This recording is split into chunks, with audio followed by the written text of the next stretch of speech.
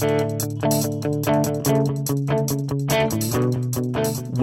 to Pedo Teeth Talk, brought to you by the American Academy of Pediatric Dentistry, a podcast show that delivers cutting-edge ideas for the professionals specializing in pediatric dentistry.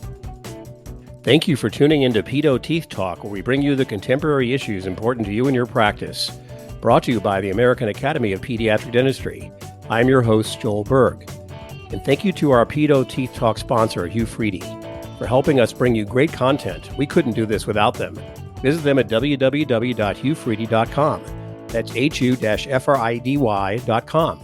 We're here today with Dr. Tegwyn Brickhouse to talk about beverage choices in children. We're going to touch on a lot of related subjects, including water consumption, sugar-sweetened beverages, and overall fluid intake. Dr. Brickhouse is professor and chair of the Department of Dental Public Health and Policy at the Virginia Commonwealth University School of Dentistry. She has served VCU as a faculty member since 2003.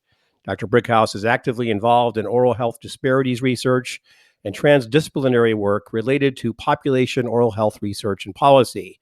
She has a solid history of NIH, HRSA, Virginia Department of Health, Industry, and internal funding. Her NIH research funding has consisted of an R03 and a K-award, in addition to multiple internal funding programs and VDH contracts. This provided the foundation for her work in children's oral health disparities and successful achievement of promotion and tenure in 2008. In 2009, she became the chair of the Department of Pediatric Dentistry at VCU. After a competitive submission process, the VCU's Provost office, within the VCU's Provost office, she was named Director of VCU's iCubed Transdisciplinary Oral Health Core. This course seeks to identify and remove the educational, political, psychological, social, and nutritional barriers to good oral health. Her leadership roles have spanned multiple organizations, such as president of the Virginia Academy of Pediatric Dentistry, then chairing the AAPD Council on Scientific Affairs and serving on the AAPD Board of Trustees from 2017 to 2020. She currently serves on the American Board of Pediatric Dentistry's Qualifying Exam Committee and as an OCE examiner. She also serves the Dental Advisory Committee to Virginia State Dental Medicaid Program. I urge all of you to review Dr. Brickhouse's extensive resume online in this podcast description.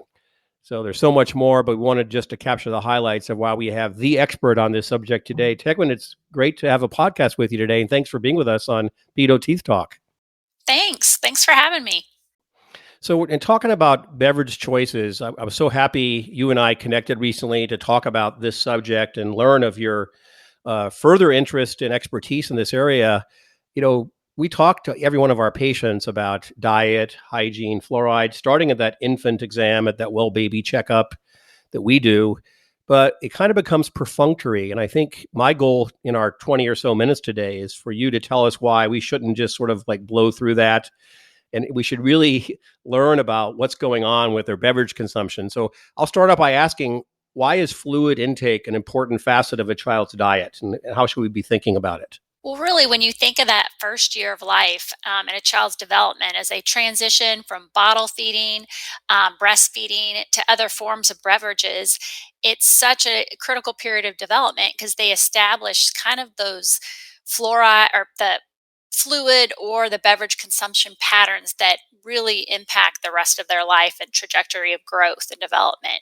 So common beverages, I guess, in an infant, at 12 months of age can include breast milk, infant formula, cow's milk, water, juice, and sugar sweetened beverages. And we've done a lot of work around water and water equity, and it's very, very interesting what's out there now in terms of understanding barriers and education and reason why parents are making the fluid choices or beverage choices for their children. So when you say water equity, what does that mean? It means having, at a population level and families, having equal access to healthy water in their home. So you were saying that there isn't equal access to healthy water. Is that correct? Correct. So it's, in communities, especially urban communities, with certain housing developments, you hear about all of the news, Flint, Michigan, those sort of water, system issues. It can be a community water system, it can be a housing project development, or it could be a rural area. So there's a lot of, I think we all think we're not living in a third world country, but there's a lot of different issues across the communities about water equity. So since water is probably arguably the most important beverage, is that a fair way of saying it? What should we be inquiring about? So when we're interviewing the parents, during the health question, the health history, we're gathering information. So we really, get connected with their situation. What should we be talking about related to this water equity thing? Well, it really parallels the age one dental visit and the establishment of a dental home. So we're hoping you're seeing the child at 12 months of age and you're starting to ask them, what other things is your child drinking besides either bottle, formula or breast milk, and then really sitting back and listening to them talk, listening to what their daily habits are. And I think we often focus really quickly in on what foods and sugary foods and sticky foods, and we kind of skip over what kind of fluid intake that the child has. Would you say that our colleagues in pediatric medicine are aligned around recommendations related to water and beverage consumption? Before we get into the specifics there, would you say that they are aligned and we just need to be up to date of what recommendations, what anticipatory guidance they're giving? Yeah, I think we are in alignment. And the AAPD just endorsed in 2019 the healthy eating research, Robert Wood Johnson. Very large comprehensive effort to outline what the recommendation should be. And this is with many organizations such as the AAP as well. And those recommendations really are for kids 0 to 12 months of age, then the 1 to 3 year olds, and then the 3 to 5 year olds. And, the amounts that they should be drinking is only water in addition to breast milk or formula up to a year of age. And then at 1 year of age, you could introduce, some sort of juice, not sugar sweetened beverages, but 100% juice at the 4 ounces for a child 1 to 3. And that's not like the minimum, that's the maximum. Wow, that's probably a lot different than what is reality. I think you told me in our previous conversation that regarding 1 to 4 year olds, that as many as up to 40% of them aren't having any water on a given day. Is that correct? And maybe tell us about what happens before age 1 in reality. Well, I think in reality, people jump to the 100% juice or the sugar sweetened beverages and don't even think about water, or maybe they're jumping to bottled water. I think parents, really don't understand. They think about water being healthy for the body, but I don't think there's a conscious connection to healthy water for their teeth. I think historically, when I grew up in my generation, juice was thought of as something nutritious. Like, it's ingrained in my soul. Orange juice, it's good for you. Apple juice has got to be good for you. So they think there are parents today who still believe that they need this. It's a sort of a necessary component of the diet. But from your expertise perspective, would you say kids don't really need any of these sugar sweetened beverages at all, or do they need any? They need none. And so really when you look at those healthy beverage consumption recommendations, sugar sweetened beverages, it shows none up to the age of 5 as being recommended. When it talks about 100% juice, that's where they give some flexibility and leeway. But really when you look at the evidence that almost 25% of infants are consuming not 100% juice, but sugar sweetened beverages before the first year of life. And then by 2 to 3 year olds, it's close to 50%. So, the long term effects of that, not only in predisposing them to the taste of sweetness, but, obesity and all those trajectories along the way. So when I think of sugar sweetened beverages, I think as the name implies, it's added sugar. Yet apple juice, which I'm guessing is probably the most commonly consumed of the juices for these young kids, has a lot of sugar in it naturally, right? So Naturally. And parents yeah. are probably not buying the 100% apple juice or the Uh-huh. 100% orange juice. They're probably buying something that has added sugar to it as well. So it's kind of taking the time to have that discussion, ask about the brands that the family's using, and try and familiarize yourself with what's out there. So what should we be saying and how much intervention should we be doing on this subject? Because, clearly it's being managed by the pediatrician, family physician.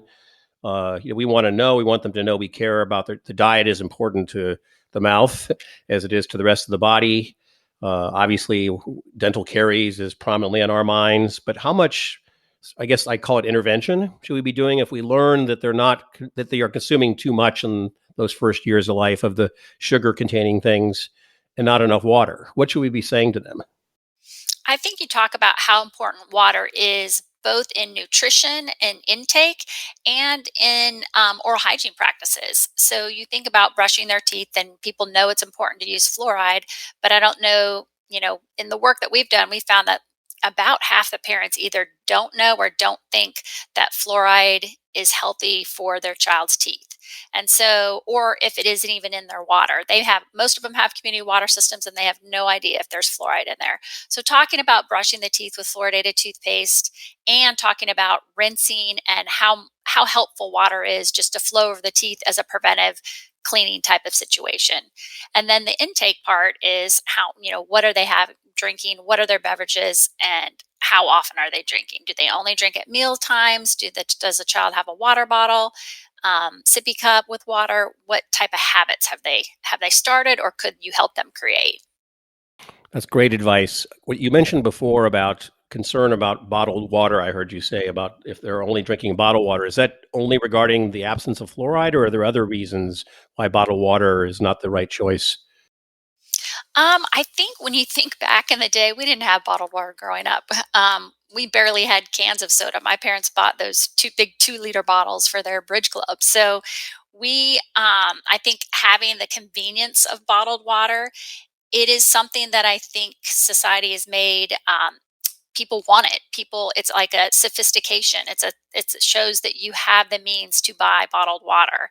And so I think there's something attractive about that to families, and it makes them feel they're doing something healthier or something more, for the lack of a better description, high end for their beverage intake. So I think understanding that the majority of bottled waters have no fluoride in them, it's all been filtered out. So most people just don't make that connection, and it's impossible almost to find in a local area where the fluoridated, bottled water is.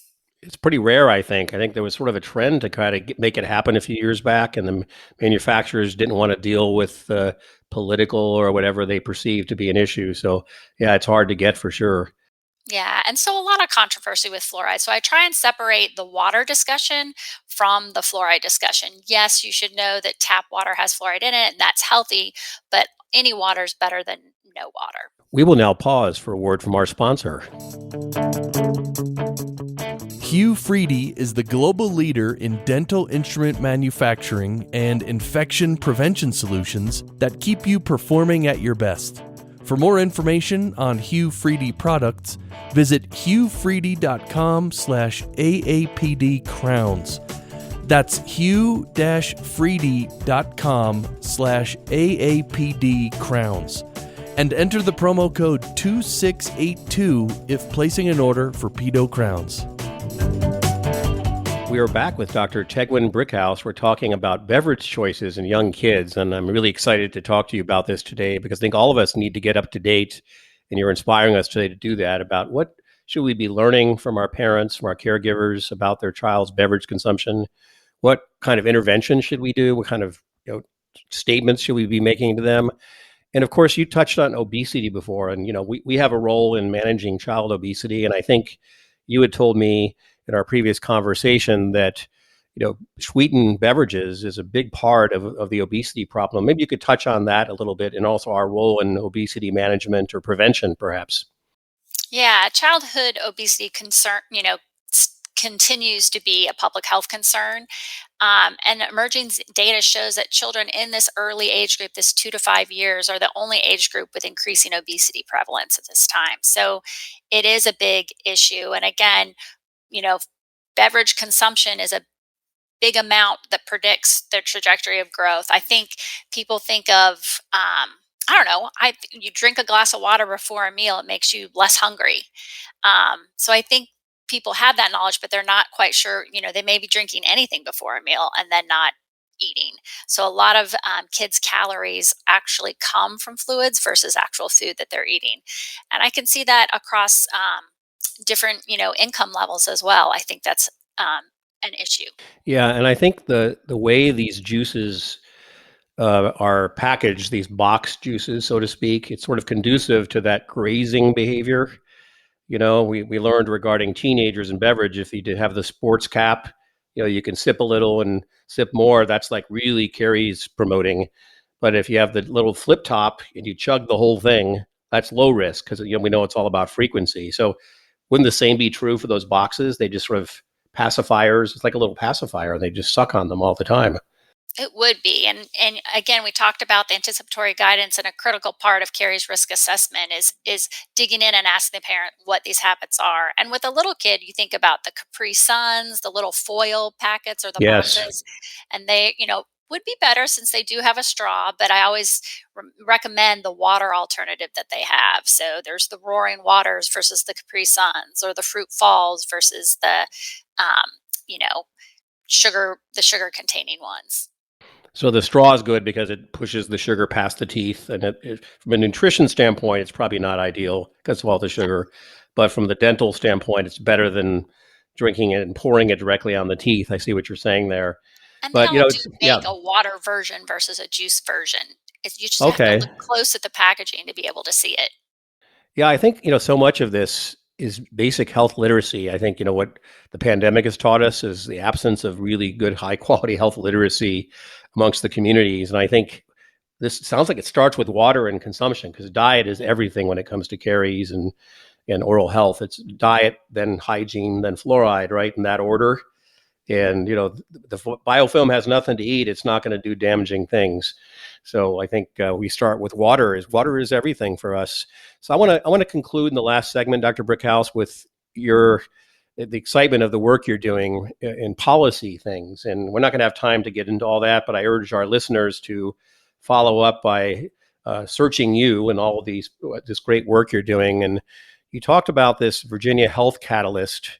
Maybe tell us a little bit about that and the Water Equity Task Force and some of the work in Virginia where you are, and how that's getting national attention and could be a model for how to speak to the issue of sugar-sweetened beverages and water consumption amongst young kids. Of course. So Virginia Health Catalyst was formerly the Virginia Oral Health Coalition, and its goal is really to improve oral health and integrate oral health with overall health for all Virginians. So with that, water is a huge component, and it starts with the Community Water Board. And often these are similar community boards like you think of as electric cooperatives. So they're community board members that make decisions about the water systems in the community.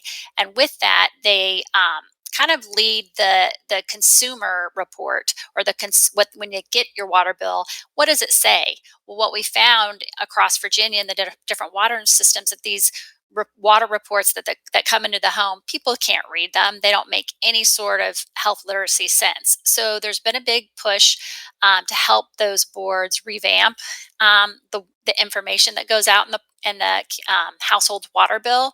So it not only does it really tell them in a layman's terms of what the water, what is in the water and what its levels are, but also preventive messages about oral health, about obesity, about diabetes. So really, it goes into every home, and everybody has to look at their bill. And so it might be a good opportunity for providing some prevention and intervention for education. So water is kind of the perfect solvent for ideas, if you put it that way, right? So all these health issues revolve around water, and I think that's really an interesting take on what you're saying to us, is that water is sort of the starting point of a lot of conversations related to health. Is that a fair way to look at this? Yeah. It really is, and it also impacts everyone. It's not like people don't use water, and it's not like our bodies aren't made up of 70% of water. We all need it to function. Corporations need good water, so it's something that taps into everybody's investment. And I guess when you think about schools often have hydration policies, and I think you've seen pop up these what they call hydration stations in schools where students can fill their water bottle, and those have really policy work to make sure there's more than one of those in each school, or that each school has one, is a huge effort. So hydration stations, and then sort of the interventions that can be done around educating teachers and children how to use the stations and how helpful they are. It's interesting. I moved to Arizona a few years ago, and here where the relative humidity is like 6% in the summer, it's quite dangerous, especially if people aren't used to it, to come here and not consume enough water. They get dehydrated. You don't sweat. You don't feel any sweat because it just goes right, evaporates immediately. And I'm hearing a lot locally. You're reminding me of the discussions that take place with adults and kids about drinking enough water here, particularly in the summer. So maybe some of that messaging really needs to be transferred everywhere because they don't feel the desire to do it. You talked about this thing called Rev Your Bev. I love slogans. Maybe as a concluding statement on this, we can just chat for a minute about what is Rev Your Bev, and is that something that we can all learn from and take back to our local communities nationally as healthcare providers, we get involved in using water as a solvent for ideas? Yes, for sure. So That's our title, by the way. Water is a solvent for ideas. Yeah. it is. And Rev Your Bev is a website, revyourbev.com, and it sprouted or sprung, I should say, more water, but it sprung from the tobacco settlement in Virginia, and the money related to that was the policy work that's been done around kids don't think water can be boring, or they may think it's boring. So Rev Your Bev is really a effort to make water fun. Teach kids what good water habits and fluid intake habits are, and how to rev their bev with putting fruit in it. You can put the little diffuser in your water bottle, and with a little fresh fruit, and get the hint of strawberry, the hint of orange, and rev your bev. Rev Your Bev. I'm going to look that up. And I bet you if I go there, I haven't done it yet, but if I go there, I'm going to find all kinds of cool stuff like what we talked about today and some of these great messages that you're telling us. Yes, and it's curriculum. There's things you could incorporate into your office as well. Curriculum, discussions to have both the kids level, the caregiver level, and things to try in your community in terms of community events. And finally, Tegwyn, you were chair of the AAPD Council on Scientific Affairs until about a year ago. And so obviously with your expertise and perspective here, there was a lot of great work. You referred to it earlier related to beverage choices, sugar-sweetened beverages. Maybe kind of just tell us quickly where the AAPD is on this, and what changes do you see going forward? You can find these details both in the preventive policy statement in our reference manual, in addition to the endorsement related to oral health from the healthy beverage consumption that was done by the Healthy Eating Research. So this 2019 statement really tells you all you need to know in terms of, it has a nice grid there that you could share with parents and have it laminated in your office on what intake is appropriate at which age range. So super helpful, a recent addition that the AAPD has endorsed, and it can be found in the reference manual under endorsements. Yeah, that reference manual is indeed a Bible, so important to us. It's fantastic, and this is a really important part of it. Dr. Brickhouse, thank you so much for being with us today on Pedo Teeth Talk. It was wonderful talking to you.